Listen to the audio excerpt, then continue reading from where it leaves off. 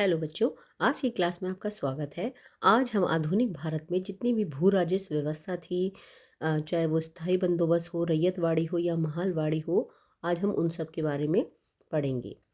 इससे पहले आपसे एक छोटी सी रिक्वेस्ट है, मेरे चैनल को सब्सक्राइब कीजिए और वीडियो को लाइक कीजिए और इसे शेयर कीजिए। चलिए टाइम न वेस्ट करते हुए वीडियो को स्टार्ट करते हैं। भू राज व्यवस्था। भारत में भू राज व्यवस्था की शुरुआत किसने की थी? Answer, Warren Hastings. भारत में भू राज व्यवस्था की शुरुआत वॉरेन हेस्टिंग्स ने की थी। नेक्स्ट क्वेश्चन है, किसने द्वेष शासन का अंत किया था? उत्तर, वॉरेन हेस्टिंग्स। वॉरेन हेस्टिंग्स ने भारत में द्वेष शासन का अंत किया था। नेक्स्ट, भारत में इजारेदारी व्यवस्था की शुरुआत किसने की थी? Answer, Warren Hastings. भारत में इजारेदारी व्यवस्था की शुरुआत वॉरेन हेस्टिंग्स ने की थी।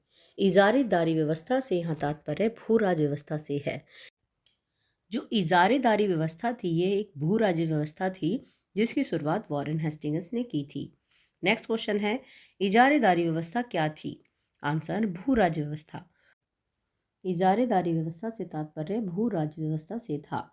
नेक्स्ट, वॉरेन हेस्टिंग्स ने भारत में कब भू राज्य व्यवस्था की शुरुआत की थी? आंसर, 1772 ईस्वी में। वॉरेन हेस्टिंग्स ने भारत में भू राज्य व्यवस्था की शुरुआत 1772 ईस्वी में की थी।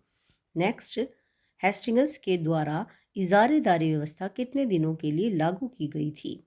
आंसर, 5 साल के लिए। जो हेस्टिंग्स ने इजारेदारी व्यवस्था शुरू की थी वह 5 साल के लिए शुरू की गई थी, बाद में इसे 1 साल के लिए कर दिया गया। नेक्स्ट क्वेश्चन है, भारत में स्थायी बंदोबस्त कब लागू किया गया? आंसर, 1793 में।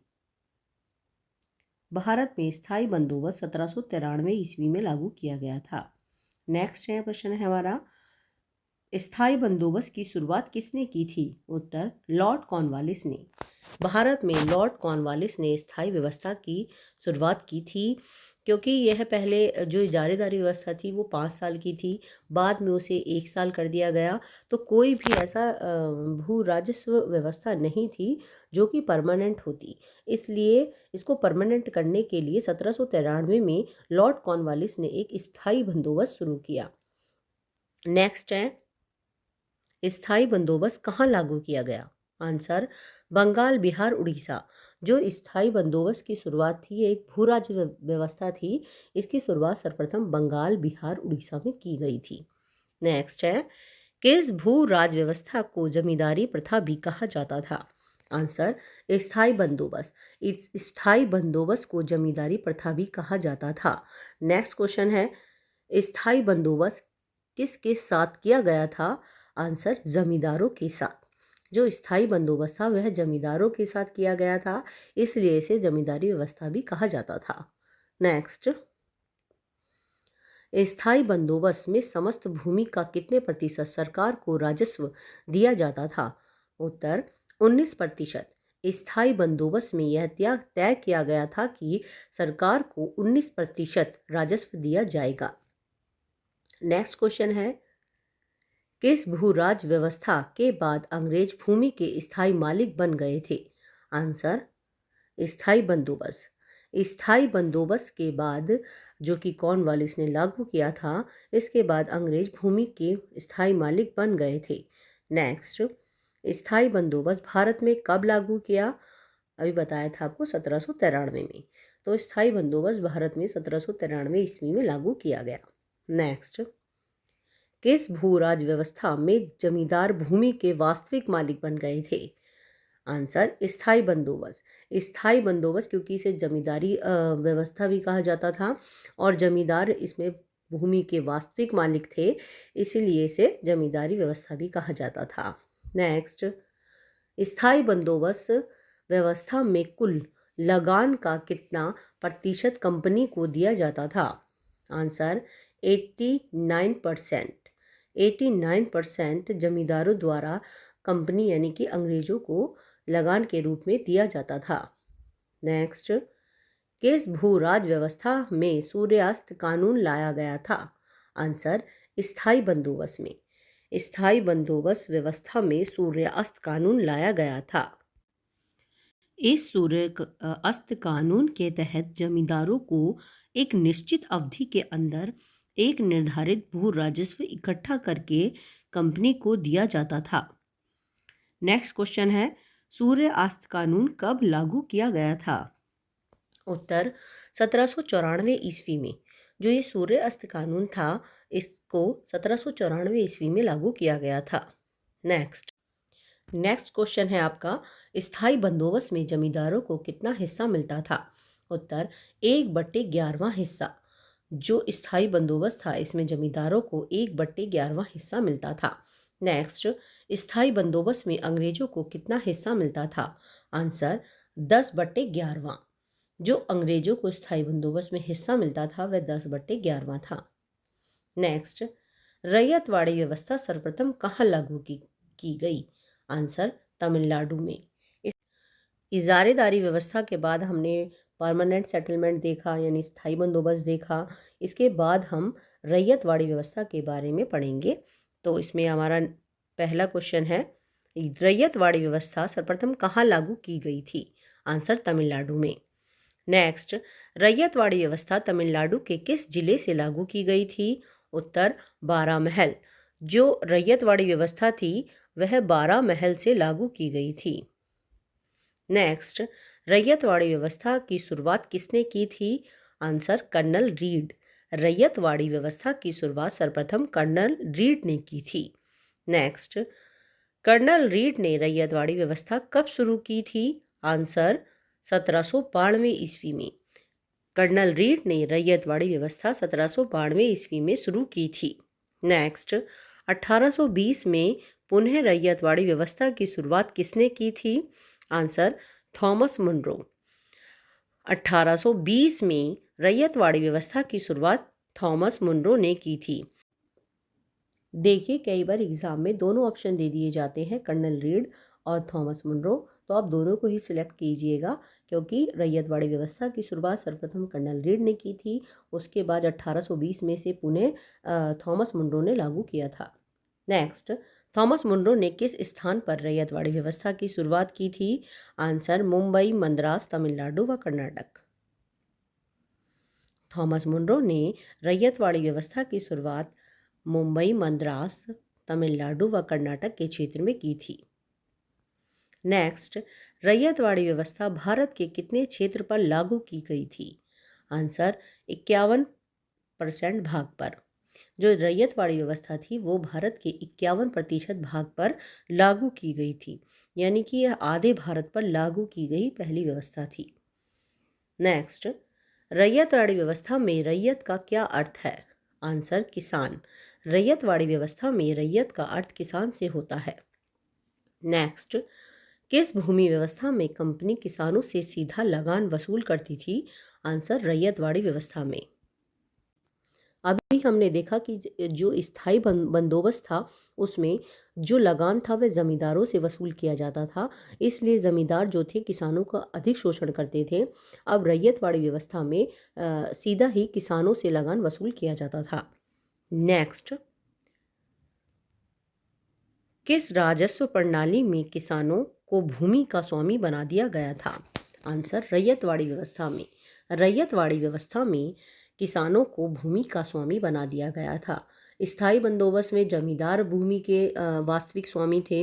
इसी तरह रैयतवाड़ी व्यवस्था में किसान भूमि के वास्तविक स्वामी थे। नेक्स्ट, कौन सी भूमि राजस्व प्रणाली आधे भारत पर लागू की गई थी? आंसर रैयतवाड़ी व्यवस्था। रैयतवाड़ी व्यवस्था ऐसी भू राजस्व प्रणाली थी जो कि आधे भारत पर लागू की गई थी।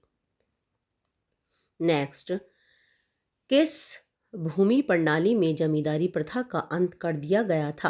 आंसर रैयतवाड़ी व्यवस्था में। रैयतवाड़ी व्यवस्था ने जमींदारी प्रथा का अंत कर दिया था। नेक्स्ट, रैयतवाड़ी व्यवस्था में कितना कर सरकार को दिया जाता था? उत्तर 33 से 50% तक। रैयतवाड़ी व्यवस्था में 33% से लेकर 50% तक का कर सरकार को दिया जाता था। नेक्स्ट, 1819 में किसने महालवाड़ी व्यवस्था को लागू करने का प्रस्ताव रखा? Answer, Holt Mackenzie. Holt Mackenzie ने 1819 में महालवाड़ी व्यवस्था को लागू करने का प्रस्ताव रखा। देखिए, पहले हमने इजारीदारी व्यवस्था पढ़ी, उसके बाद हमने स्थायी बंदोबस्त पढ़ा, इसके बाद हमने रैयतवाड़ी पढ़ा, इसके बाद अब हम आए हैं महालवाड़ी पे।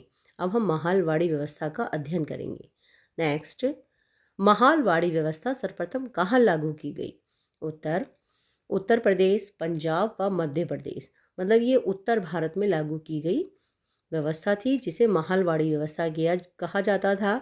यह उत्तर भारत के उत्तर प्रदेश, मध्य प्रदेश व पंजाब में लागू की गई थी। नेक्स्ट, 1922 में किसके द्वारा महालवाड़ी व्यवस्था की शुरुआत की गई थी? Answer, Lord Hastings. Lord Hastings के द्वारा 1922 में महालवाड़ी व्यवस्था की शुरुआत की गई थी। नेक्स्ट, किसने 1833 में महालवाड़ी व्यवस्था को उत्तर भारत में शुरू किया था? Answer, Martin bird. Martin bird ने 1833 में महालवाड़ी व्यवस्था को उत्तर भारत में शुरू किया था। नेक्स्ट, महालवाड़ी व्यवस्था कितने क्षेत्र में लागू की गई थी? आंसर, 30% क्षेत्र में। जो महालवाड़ी व्यवस्था थी वह 30% क्षेत्र में लागू की गई थी। नेक्स्ट, किसने उत्तर भारत में भूमि कर व्यवस्था का प्रवर्तक कहा जाता है? Answer, Martin bird. Martin bird को उत्तर भारत में भूमि कर व्यवस्था का प्रवर्तन कहा जाता है। नेक्स्ट, महालवाड़ी व्यवस्था में महल का क्या अर्थ है? उत्तर, गांव। महालवाड़ी व्यवस्था में महल का अर्थ गांव से है। नेक्स्ट, किस भूराज व्यवस्था में राजस्व मुखिया से लिया जाता था? आंसर, महालवाड़ी व्यवस्था में। महालवाड़ी व्यवस्था में जो भू राजस्व था वह गांव के मुखिया से लिया जाता था। पहले हमने देखा जो स्थायी बंदोबस्त था उसमें जमींदारों से राजस्व लिया जाता था और सरकार को दिया जाता था, और इसके बाद किसानों से लिया जाने लगा रैयतवाड़ी में और डायरेक्ट सरकार को दिया जाने लगा। पर अब जो ये महालवाड़ी व्यवस्था थी उसमें गांव के मुखिया से टैक्स लेकर सरकार को दिया जाता था। यानी गांव का मुखिया किसानों से लेता था, वह फिर सरकार को टैक्स जमा करता था। नेक्स्ट, किस भू राजस्व प्रणाली में गांव के मुखिया को किसानों से भूमि छीनने का अधिकार था? उत्तर, महालवाड़ी व्यवस्था में। क्योंकि जो अब गांव का मुखिया था वह भूमि का वास्तविक मालिक बन गया था, वह अब किसानों से भूमि छीन भी सकता था और उन्हें भूमि दे भी सकता था। तो महालवाड़ी व्यवस्था में गांव के मुखिया को किसानों से भूमि छीनने का अधिकार प्राप्त हो गया था। नेक्स्ट, महालवाड़ी व्यवस्था में कितना भू राजस्व वसूला जाता था? आंसर, उपज का 66%। महालवाड़ी व्यवस्था में उपज का 66% भू राजस्व वसूला जाता था। नेक्स्ट क्वेश्चन है आपका, महालवाड़ी व्यवस्था में कर 66% से बदलकर कितना कर दिया गया था? आंसर, 50%। महालवाड़ी व्यवस्था में पहले कर की दर 66% थी, उसको बाद में बदलकर 50% कर दिया था। नेक्स्ट, किस व्यवस्था के अंतर्गत किसानों को अधिक शोषण किया जाता था? आंसर, स्थायी बंदोबस्त। स्थायी बंदोबस्त में किसानों का अधिक शोषण किया जाता था क्योंकि जो किसान था वह जमींदार को टैक्स देता था और जमींदार उससे अधिक कर वसूलने के लिए उसका शोषण करता था। नेक्स्ट, किस भूराज्य व्यवस्था में किसानों को बिचौलिया से आज़ादी मिल गई थी? आंसर, रैयतवाड़ी व्यवस्था में। रैयतवाड़ी व्यवस्था में किसानों को बिचौलिया से आज़ादी मिल गई थी क्योंकि जो अब भूमि के वास्तविक मालिक थे वह किसान हो गए थे, वह सरकार को डायरेक्ट टैक्स जमा करते थे। नेक्स्ट, किस व्यवस्था में साहूकार व सूदखोरों को बढ़ावा मिला? आंसर, महालवाड़ी व्यवस्था में।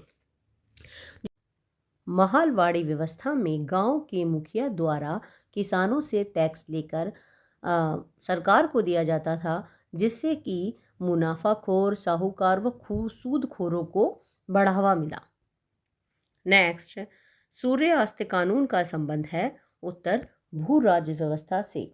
सूर्यास्त कानून का संबंध भू राज्य व्यवस्था से है। इस सूर्यास्त कानून में जमींदारों को एक टाइम पीरियड के अंदर एक निश्चित भू राजस्व इकट्ठा करके सरकार को देना होता था। यह कानून भू राज्य व्यवस्था से संबंधित था।